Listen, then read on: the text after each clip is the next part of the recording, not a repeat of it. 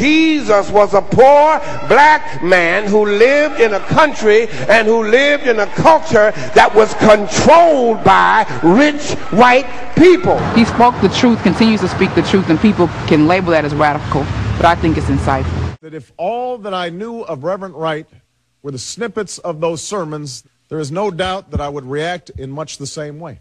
But the truth is, that isn't all that I know of the man. If you feel excited about something, be excited about it. Don't stand there and say, he has hate speech. Listen to how bombastic he is. Isn't he bombastic? He's stirring up hate. If you feel it,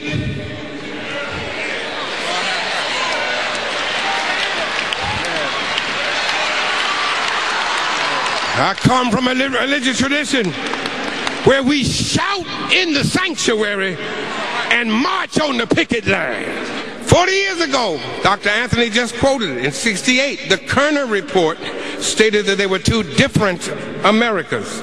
And for 40 years, one of those Americas has acted as if they were the only America. But all of that now is in the past. I believe a change is coming.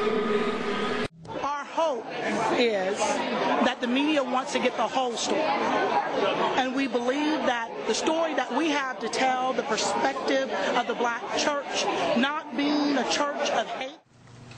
I am outraged by the comments that were made. No one should be shocked. Right.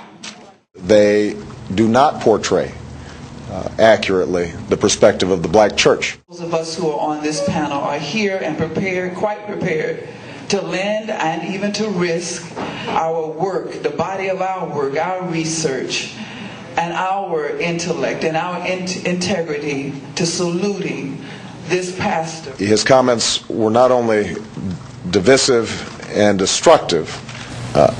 I did not vet my pastor. Let's be honest, in a real sense, it is an indictment of us. I've already denounced the comments that had appeared in these previous sermons. As I said, I had not heard them before. There is a man here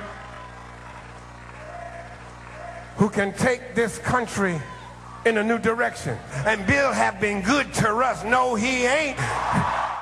Ridiculous propositions. How dare you seek to reduce Jeremiah Wright, who's one of the greatest biblical scholars this nation has. A bunch of rants. He knows that there's going to be a backlash to that, but he's standing by principle. I think Reverend Wright's standing by his, he's standing by his. As imperfect as he may be, he has been like family to me.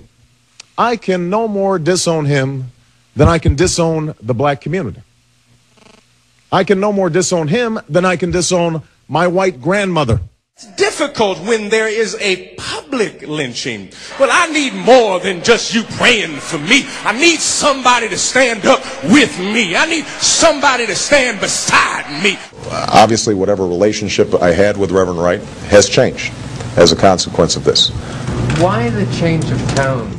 And then perhaps most of all, for you, he has been the poet.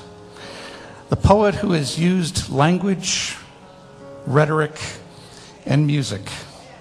Prophet, poet, Dr. Jeremiah A. Wright, Jr. So, Dr. Wright, on behalf of 5,700 congregations, your colleagues across the United Church of Christ,